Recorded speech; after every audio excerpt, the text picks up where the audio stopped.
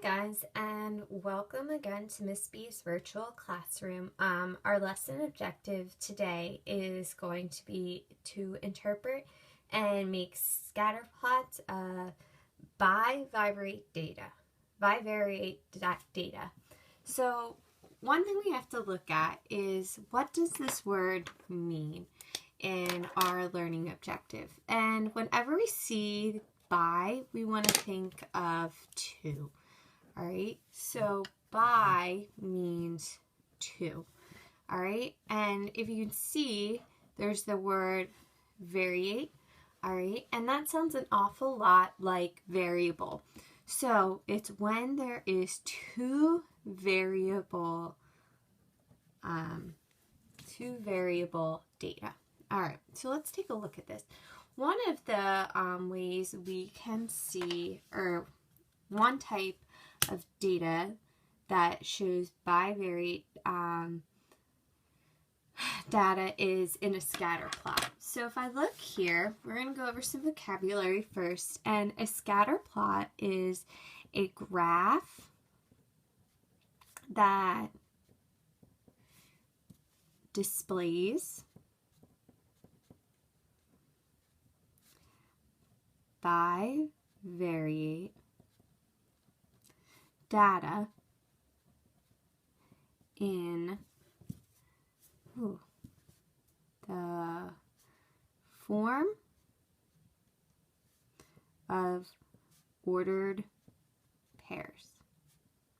All right, so this is going to be really similar to when we looked at the coordinate plane and we were plotting points. A scatter plot just shows, and this is a scatter plot here, data that has been plotted on a coordinate plane based on two variables. And we know that a coordinate plane shows the variables of x and y. All right, so I'm just going to write this down below because I kind of took up the room up top. So bivariate data show the relationship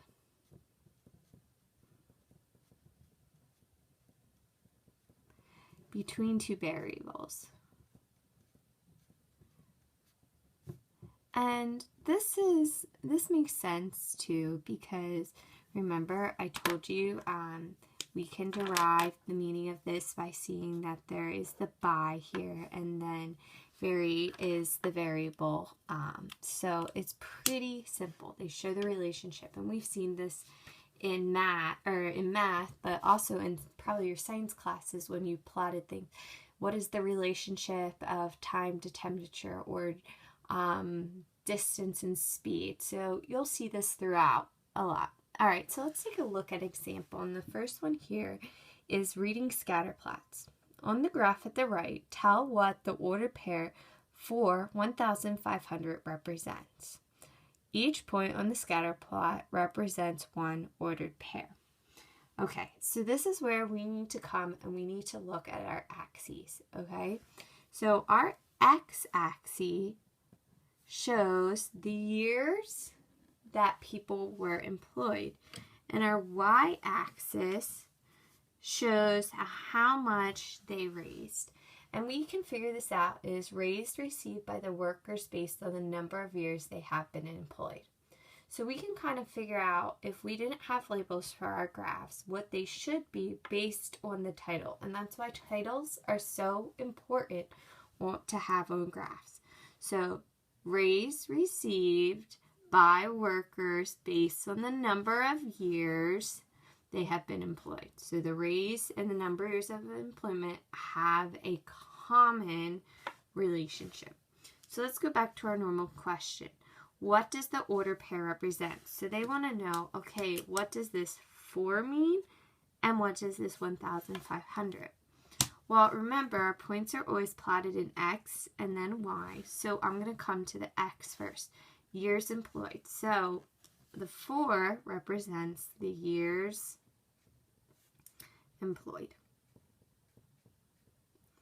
All right, what does the y represent? Well, that equals the raise, okay? So that was pretty easy to solve. So for $4,500, 4 represents the years a worker has been employed.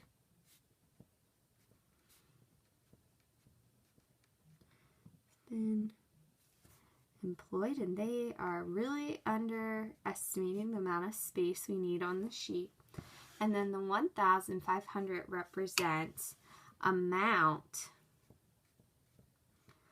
of raise in dollars the worker received. Okay, so that was pretty easy to figure out, all right? So we get an idea of what a bivariate data shows within a scatter plot and how each point represents data that has a relationship. So let's take a quick look at our quick check, and I'm just going to move it up here. Okay, so in a scatter plot to the right, what does the 350, 2,275 represent? Okay, so now they're not telling us, but we have to look. So remember, we're looking at our X and what our Y-axis mean. So X is the number of tickets sold, and Y is the amount of money collected in dollars. So I want to say a statement like this, and I'm first going to start by listing the point. So 2,275 represents, now we're going to start with our x-axis, represents 350, because that's our first number. 350 what? Tickets sold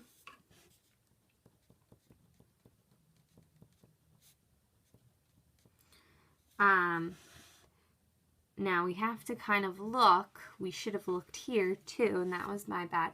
The number of tickets sold and the money collected at a soccer game. So not only does the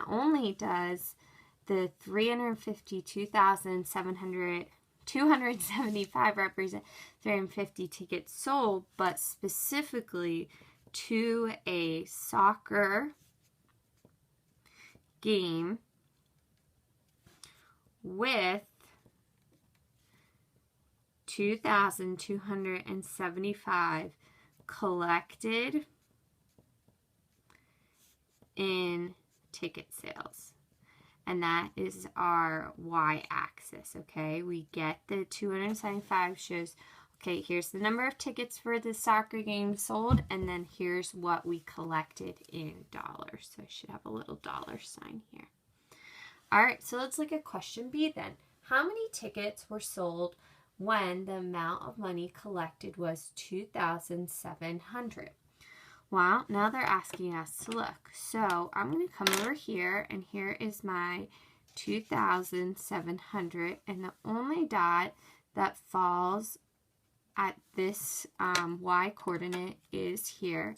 So then I just have to go, after I go across, all right, I'm going to go down. Now, unfortunately, this line isn't labeled for us, but I can look at the increments that this is 100, so this line over here must be 50, while then this is 450 tickets were sold. Easy peasy lemon squeezy? I sure hope so. All right, so let's take a look at our second page of notes. Now they're asking us to kind of do a little bit of the reverse.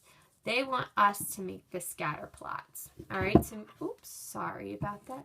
Making the scatter plots for the data. So I'm going to go through and I'm going to plot each point. This is no different than plotting points. So 5 falls in between 4 and 6, and 150.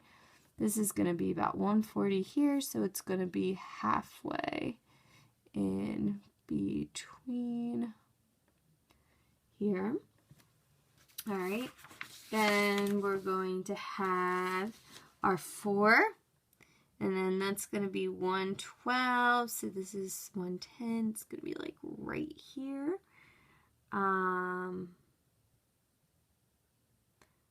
Yes. All right.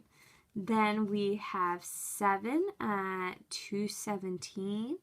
So I'm going to come over here, and 217 is almost at 220, so that'll be about right here. 3 at 87, so it's just going to be a little bit above here.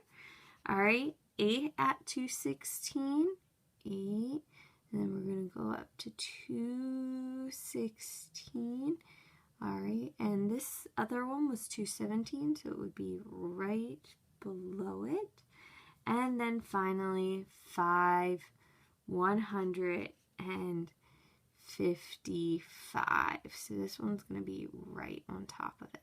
Okay, so let me just darken my points a little bit. All right, so we plotted our 6 points here. So now we have to use this. So use the horizontal scale to show what? What does the horizontal horizontal axis show? So first we have to look miles traveled and gas used. Miles is on our Y, all right, and then gallons is on our X. Our X is our horizontal scale, so this represents the numbers of gallons of gas used. All right. Use the vertical scale to represent what? What does that represent? It represents the number of miles. Now, no, I'm not just saying miles. It's the number, okay? Miles is too vague. All right. Last thing, the quick check, which I want you to kind of pause the video and try before I go over it. So do that first. All right, now that you've unpaused it, it says make a scatter plot of the data below. Here's what yours should look like.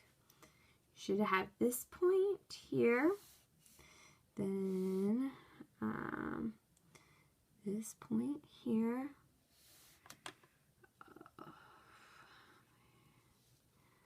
All right.